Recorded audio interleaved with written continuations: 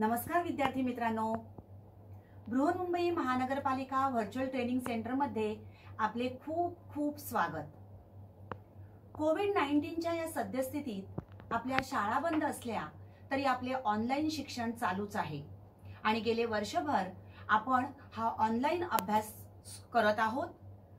त्यासाठी आपली शिक्षणाची गती कमी होऊ नये म्हणून बृहन्मुंबई महानगरपालिका व्हर्च्युअल ट्रेनिंग सेंटरच्या माध्यमातून काही व्हिडिओंची निर्मिती करण्यात आलेली आहे। मी निलिमा कदम, आपली व्हर्च्युअल शिक्षिका। आजचा घटक आपण बघणार आहोत इयत्ता 8वी गणित क्षेत्रफळ। So dear friends, in the previous standards, that is in the 5th, 6th and 7th standard, we have learned about area.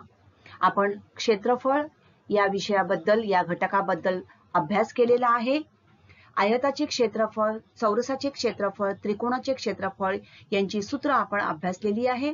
थोडंसं आपण आठवूया। Let's recall area of a rectangle.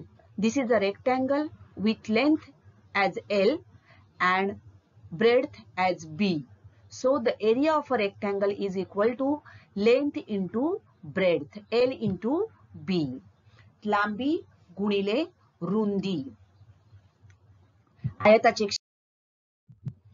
चौरसाचे क्षेत्रफळ, चौरसाच्या चारही बाजू समान असतात, त्यामुळे चौरसाचे क्षेत्रफळ बरोबर बाजू गुणिले बाजू म्हणजेच बाजूचा वर्ग। मागील भागामध्ये आपण समांतरभुज चौकोनाच्या क्षेत्रफळाचा सुद्धा अभ्यास केलेला आहे। समांतरभुज चौकोनाचे क्षेत्रफळ बरोबर पाया गुणिले उंची। Area of a parallelogram is equal to base into height. समभुज चौकोनाच्या क्षेत्रफळाचं सूत्र सुद्धा आपण अभ्यासलेलं आहे। समभुज चौकोनाचे क्षेत्रफळ बरोबर 1/2 गुणिले कर्णांच्या लांबींचा गुणाकार। Area of rhombus is equal to half into product of lengths of diagonals. आज आपण समलंब चौकोनाचे क्षेत्रफळ, त्याचं सूत्र आणि त्यावर काही उदाहरणं अभ्यासणार आहोत। Area of a trapezium. तर समलंब चौकोन, समलंब चौकोन म्हणजेच काय आहे बघा। या ठिकाणी आपल्याला ABCD हा समलंब चौकोन दिसत आहे। AB पॅरलल DC, AB आणि DC या समांतर बाजू आहेत, तर हा आहे समलंब चौकोन। B1 B2 आपण त्याला नाव देऊया। B1 that is DC and AB is B2. These two lines are parallel. AP is the height of this parallelogram. AP ही या समलंब चौकोनाची उंची आहे। आपण आता या ठिकाणी समलंब चौकोनाचं क्षेत्रफळ कसं मिळवलं जातं ते बघणार आहोत। समांतरभुज चौकोनाचे क्षेत्रफळ आपण शिकलेलो आहोत। मी अजून एक समलंब चौकोन घेतला। हा समलंब चौकोन मी अशा प्रकारे फिरवून घेतला।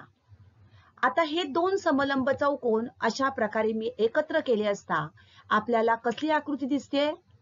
Yes, you are right, this is a parallelogram, right. तर या ठिकाणी याला आपण ABCD हा एक समांतरभुज चौकोन घेऊया। So 2 trapeziums that is will be equal to 1 parallelogram. आता B2 जी आहे ती या ठिकाणी आहे बघा, राईट। तर DC ही या समांतरभुज चौकोनाचा हा झाला पाया। DC ही जी बाजू आहे ही समांतर ABCD या समांतरभुज चौकोनाचा पाया, उंची H आहे तीच आहे AP, राईट। पण या ठिकाणी लक्षात घ्या, दोन समलंब चौकोन आपण अशा प्रकारे एकत्र केले की आपल्याला एक समांतरभुज चौकोन मिळत आहे। तर दोन समलंब चौकोनाचं क्षेत्रफळ बरोबर एका समांतरभुज चौकोनाचे क्षेत्रफळ, राईट। मग आता समांतरभुज चौकोनाचं क्षेत्रफळ आपण सूत्र शिकलेलो आहोत. काय आहे? समांतरभुज चौकोन ABCD चं क्षेत्रफळ, दोन समलंब चौकोनांचं क्षेत्रफळ बरोबर समांतरभुज चौकोन ABCD चं क्षेत्रफळ. आणि हे क्षेत्रफळाचं सूत्र आहे पाया गुणिले उंची. पण समांतरभुज चौकोन ABCD मध्ये पाया कोणता आहे? तर CD, बरोबर. म्हणजेच दोन समलंब चौकोनाचं क्षेत्रफळ बरोबर B1 अधिक B2, कारण पाया CD म्हणजेच झालाय B1 अधिक B2, कारण दुसऱ्या समलंब चौकोनाची जी B2 जी आहे ती या ठिकाणी काय झालेली आहे? पाया झालेला आहे. So B1 plus B2 into height H. मग आपल्याला एका समलंब चौकोनाचं क्षेत्रफळ हवंय, म्हणून एका समलंब चौकोनाचं क्षेत्रफळ बरोबर हे दोन जे या ठिकाणी गुणाकार केलेले आहेत त्या या बाजूला जाऊन काय होणार? भागाकार, म्हणजेच 1/2 B1 प्लस B2, म्हणजेच या समांतर बाजू ज्या आहेत त्यांची बेरीज गुणिले उंची. अशा प्रकारे आपल्याला या ठिकाणी हे समलंब चौकोनाचं क्षेत्रफळ समांतरभुज चौकोनाच्या क्षेत्रफळावरून आपण मिळवलेलं आहे. तर समलंब चौकोनाचं क्षेत्रफळ त्याचं सूत्र जे आहे ते अजून आपण एका पद्धतीने अभ्यासणार आहोत. ABCD हा एक समलंब चौकोन आहे. Draw segment AP perpendicular to segment DC. AP बाजू DC वर आपण लंब काढला, त्याचप्रमाणे segment BQ perpendicular to side DC. BQ हा DC वर एक लंब काढला. AP equal to BQ equal to H. आपण H मानूया हे अंतर. आता समलंब चौकोनाची उंची म्हणजेच H, म्हणजेच समांतर रेषांमधील अंतर, लंबांतर. So height of the trapezium is equal to the distance between the parallel sides. Okay? आता हे आपण H घेतलेलं आहे. लंब काढल्यामुळे ABCD या समलंब चौकोनाचे 3 भाग झालेले आहेत. हा एक भाग, हा दुसरा भाग आणि हा तिसरा भाग. बघा, हा एक त्रिकोण आणि हा काय झालेला आहे? काटकोन त्रिकोण. Triangle APD is a right angle triangle. त्याचबरोबर ट्रायंगल BQC हा सुद्धा काटकोन त्रिकोण आहे, राईट अँगल ट्रायंगल. आणि तिसरा आहे ABQP, हा आहे rectangle. ABQP is a rectangle. तर अशा प्रकारे या समलंब चौकोनाचे आपल्याला 3 भाग मिळालेले आहेत. तर त्रिकोण APD आणि त्रिकोण BQC हे 2 काटकोन त्रिकोण आहेत. Now this is the figure, 2 triangles and 1 rectangle. Okay? Triangle APD and triangle BQC are right angle triangle. So, and ABQP is a rectangle. आता आपल्याला या समलंब चौकोनाचं क्षेत्रफळ काढायचं आहे. So, area of a trapezium ABCD which will be equal to area of triangle APD plus area of rectangle ABQP, area of rectangle ABQP plus area of triangle BQC. Okay, so this trapezium is divided into 3 parts. Therefore, the area of this trapezium will be equal to area of these 3 parts, that is 2 right angle triangles and 1 rectangle. Okay? आता काटकोन त्रिकोणाच्या क्षेत्रफळाचं सूत्र आपण शिकलेलो आहोत. area of a right angle triangle is equal to half into base into height. So in this case, height is h. In triangle APD, base is dp. So half into length dp into h, that is AP, right? Height of this trapezium is h, right? In this here AP and BQ, these are same. Therefore, height we are taking h. Now area of a rectangle. Area of a rectangle is equal to base into height किंवा length into breadth. पाया गुणिले उंची किंवा लांबी गुणिले रुंदी. So PQ into AP or BQ, that is H. This is the area of a rectangle. PQ ही लांबी आणि AP ही रुंदी घेतली तर ती काय आहे H. आणि area of triangle BQC, again base is QC and height is H, that is half into QC into H. H is common. See here, H is common. Therefore, taking H as common, area of trapezium rectangle ABCD equal to half into length DP into H, that is the area of triangle, plus length PQ into H, that is area of a rectangle, plus area of triangle, half into length QC into H. Okay. Now, taking H common, H into half length DP plus length PQ plus length QC, because H is common, right? So, we are taking this H outside this bracket, see H.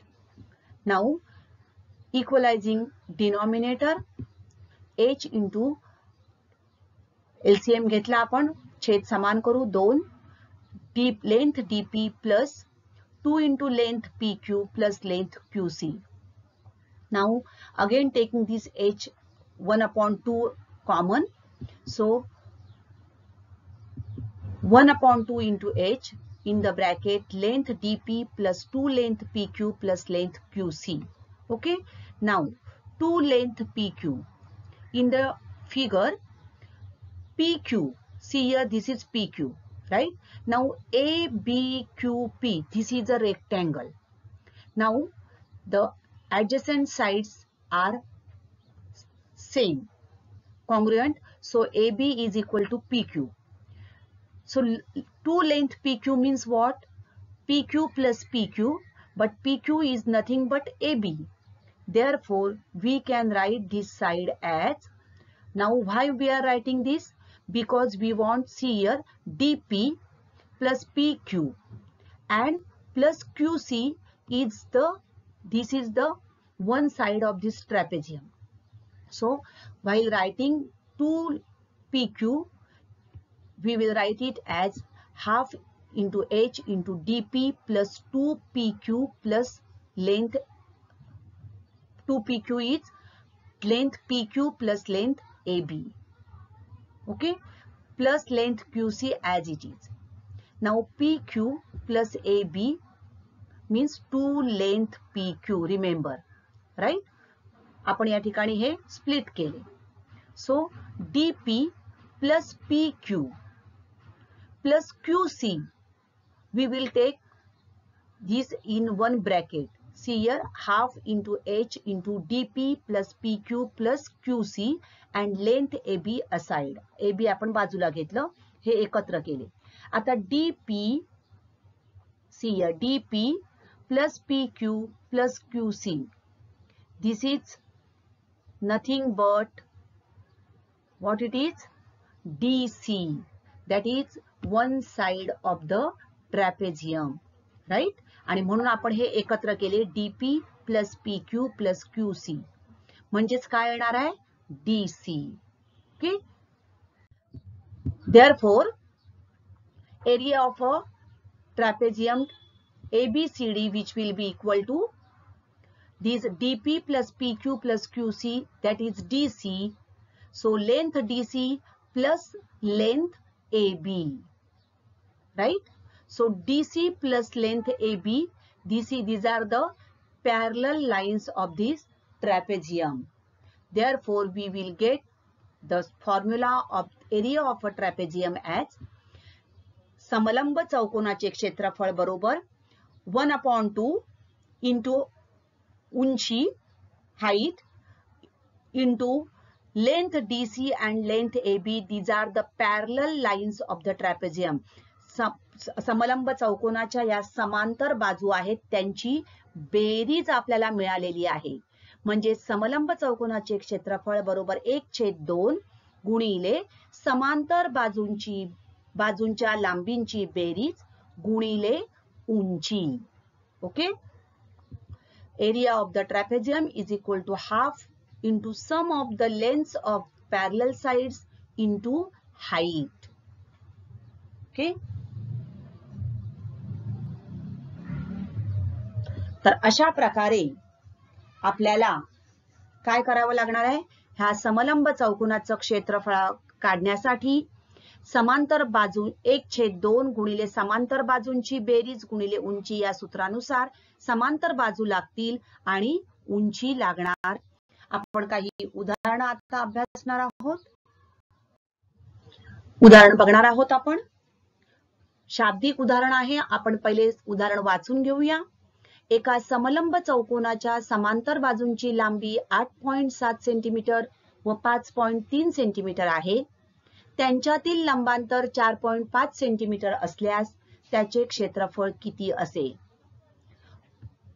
दिलेल्या गोष्टी पहिले लिहून घेऊया. एका बाजूची लांबी बरोबर 8.7 centimetre, दुसरी बाजू बरोबर 5.3 सेंटीमीटर, लंबांतर दिलंय म्हणजेच उंची बरोबर 4.5 सेंटीमीटर.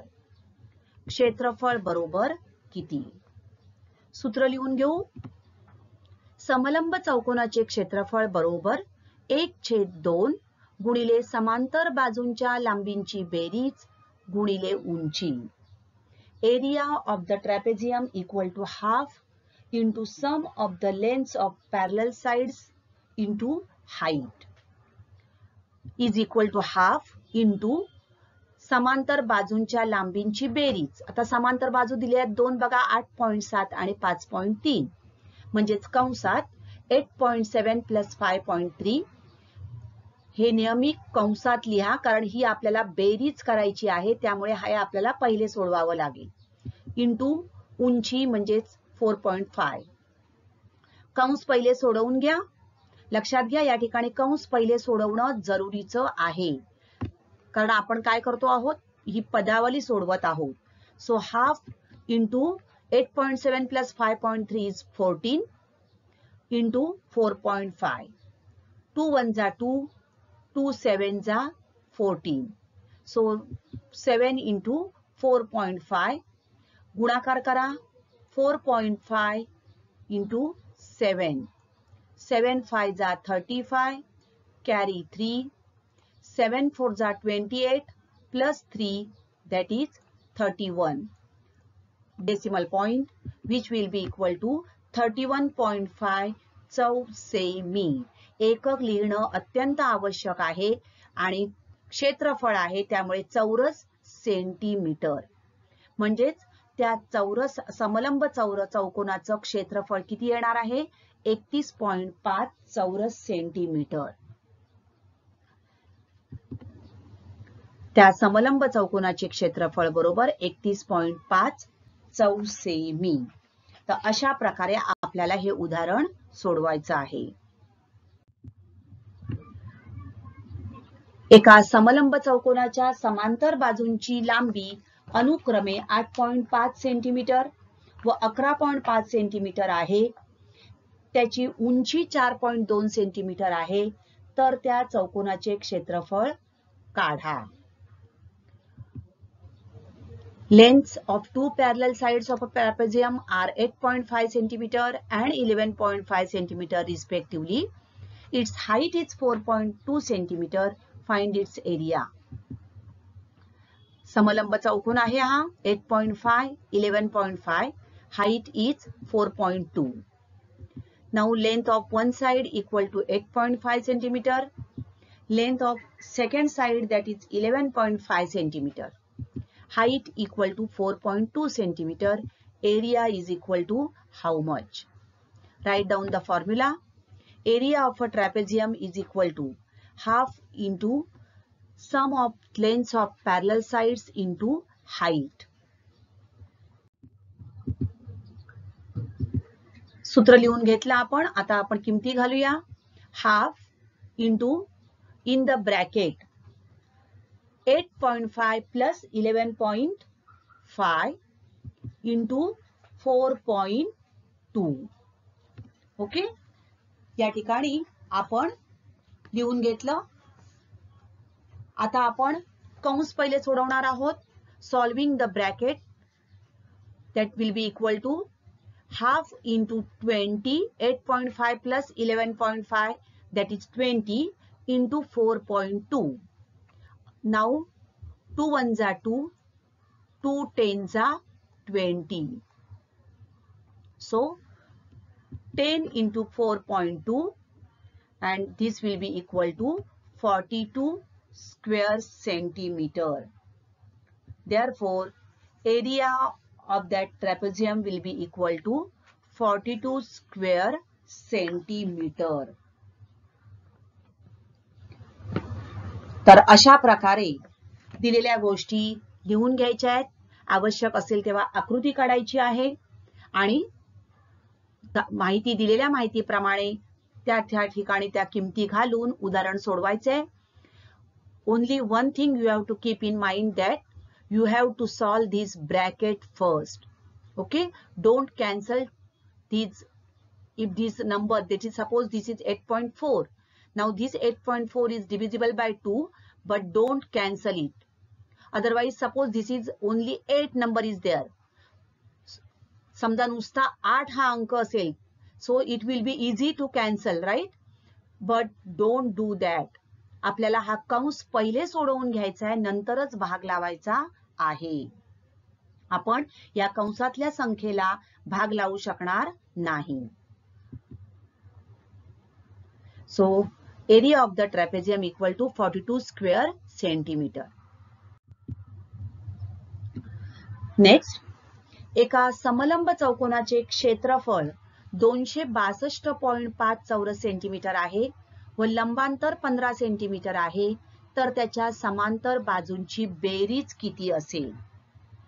आता काय दिलंय बघा. क्षेत्रफळ दिलंय आपल्याला 262.5 चौसेमी, लंबांतर म्हणजेच उंची दिली आहे 15 सेंटीमीटर आणि समांतर बाजूंची बेरीज आपल्याला विचारलेली आहे. आता काही वेळेला या ठिकाणी समांतर बाजू विचारल्या जातात, ते आपण नंतर बघूया. तर या ठिकाणी समांतर बाजूंची बेरीज आपल्याला विचारलेली आहे. सूत्र लिहून घ्या. समलंब चौकोनाचे क्षेत्रफळ बरोबर हाफ इंटू समांतर बाजूंच्या लांबींची बेरीज गुणिले उंची.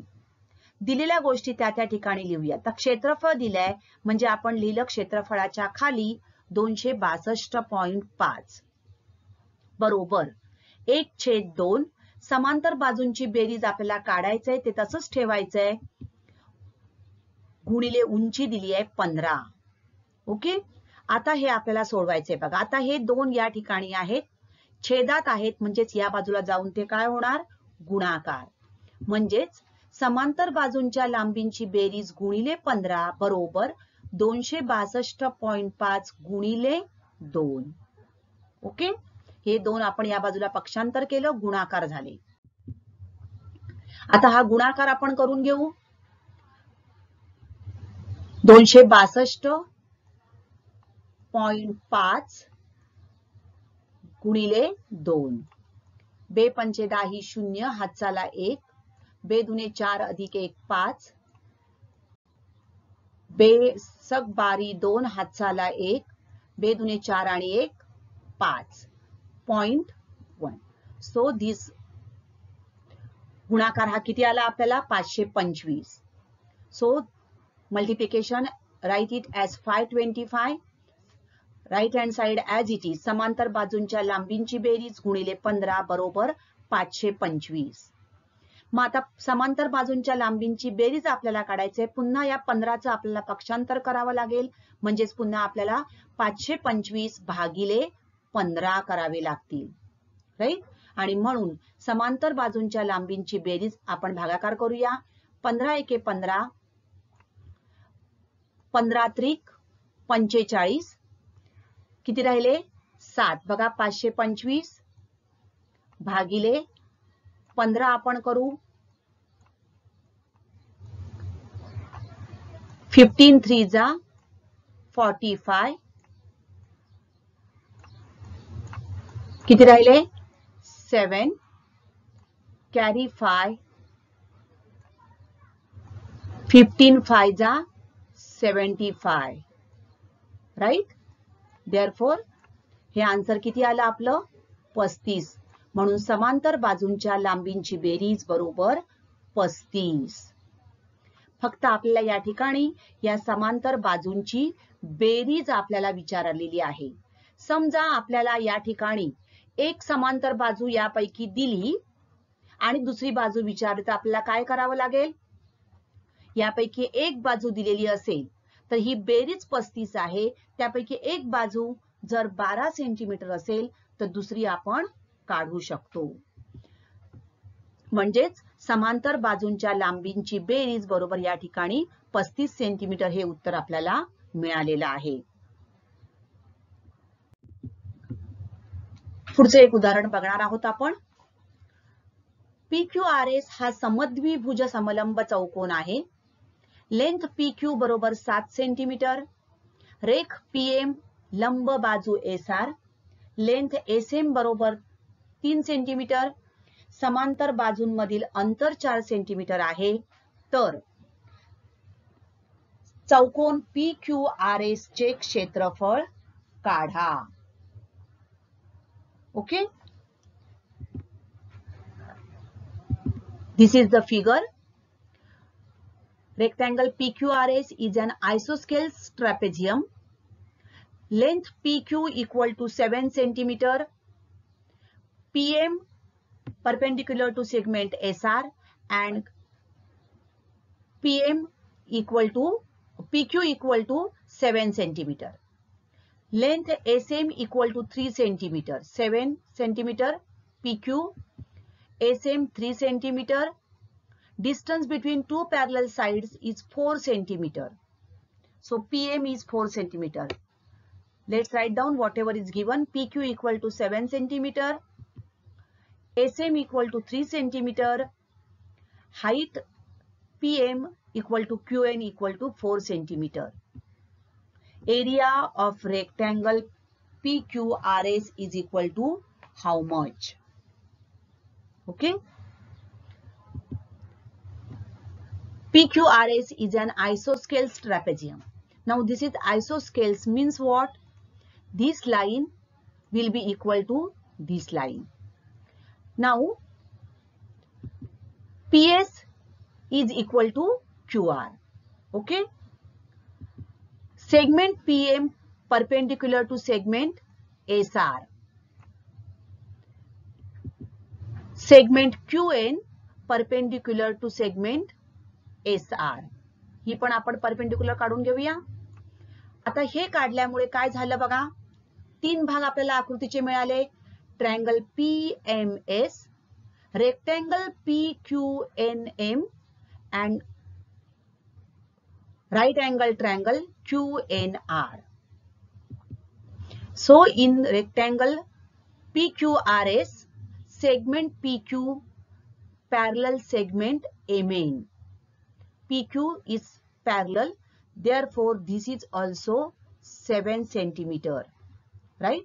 ही parallel आहे, म्हणजेच आयत आहे हा, समोरासमोरच्या बाजू समान.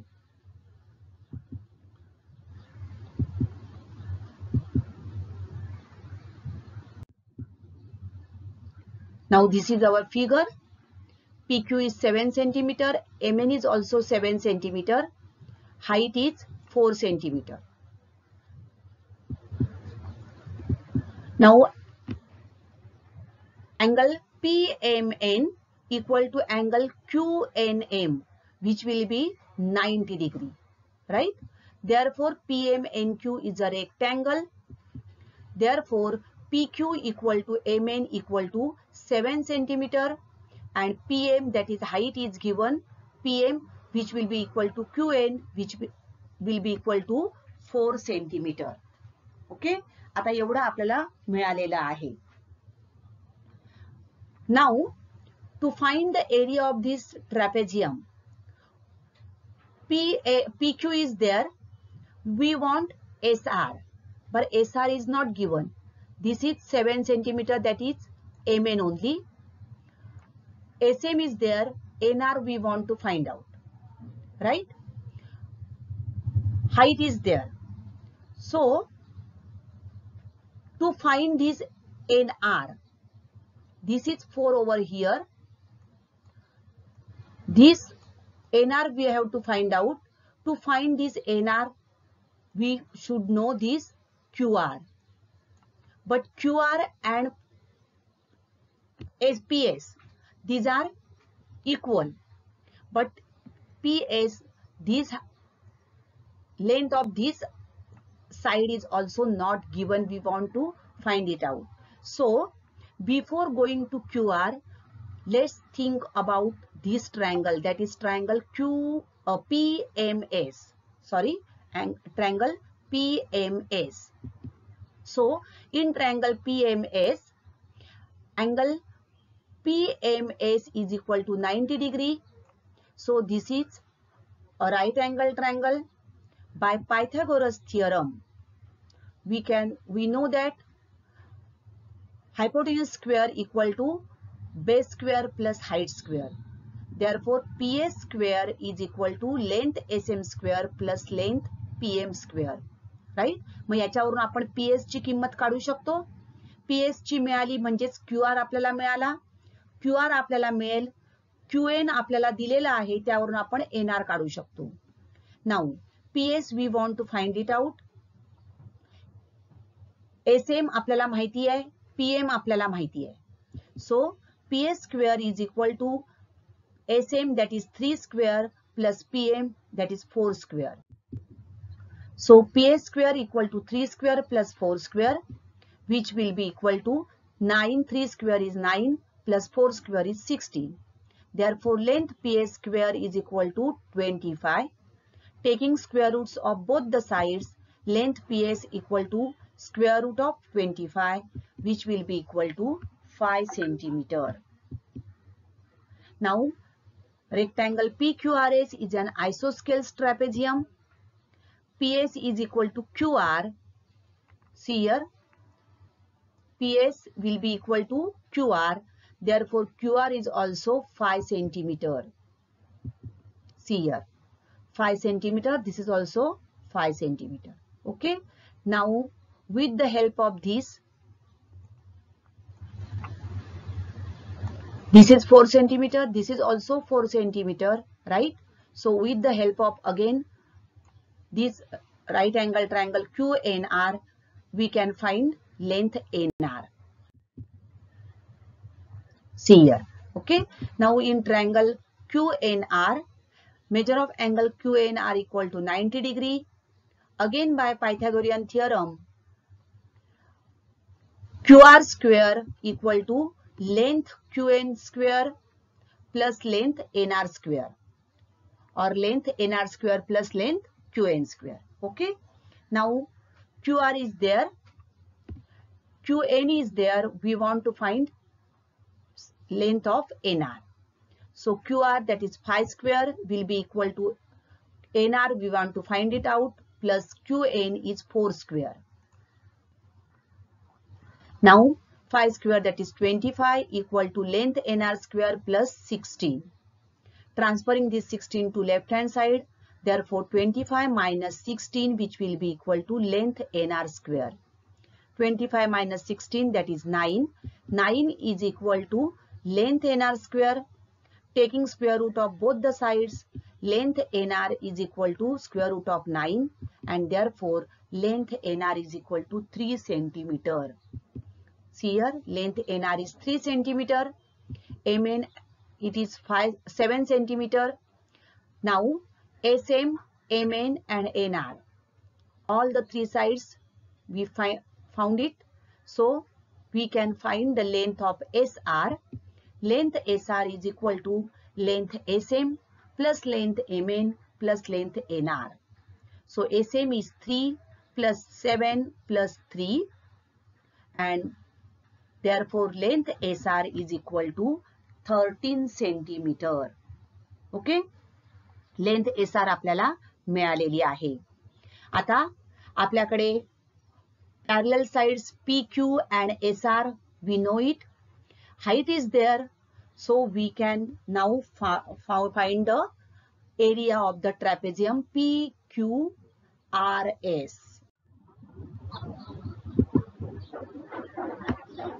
Now this figure is there. Length of one side is 7 centimeter. Length of second side, that is 13 centimeter. Height is 4 centimeter. Okay. We want to find the area of trapezium PQRS. Write down the formula. Area of the trapezium equal to half into sum of the lengths of parallel sides into height. Equal to half into parallel sides, that is PQ and SR. So this is 7 and 13. In the bracket 7 plus 13 into height is 4. Solve the bracket first. Half into 20 into 4. Again 2 1s are 2. 2 2s are 4. And 22s are 40 square centimeter. Therefore, area of trapezium PQRS will be equal to 40 square centimeter. तर अशा प्रकारे आज आपण समलंब चौकोनाचे क्षेत्रफळ, त्याचं सूत्र आणि त्यावर आधारित उदाहरणं अभ्यासलेली आहेत. उदाहरण दिलेल्यानंतर शाब्दिक उदाहरण असेल तर ते वाचून दिलेल्या माहितीप्रमाणे आकृती काढून घ्या. त्या आकृतीनुसार दिलेली ज्या माप आहेत, मेजरमेंट्स, त्या ठिकाणी लिहून घ्या आणि क्रमाक्रमाने उदाहरण सोडवा. थँक्यू. तर आजचा घटक आवडला ना? अशीच माहिती मिळवण्यासाठी या चॅनलला सबस्क्राईब करा आणि हे व्हिडिओ पुन्हा पुन्हा पहा. पुन्हा भेटणार आहोत पुढच्या भागात. थँक्यू.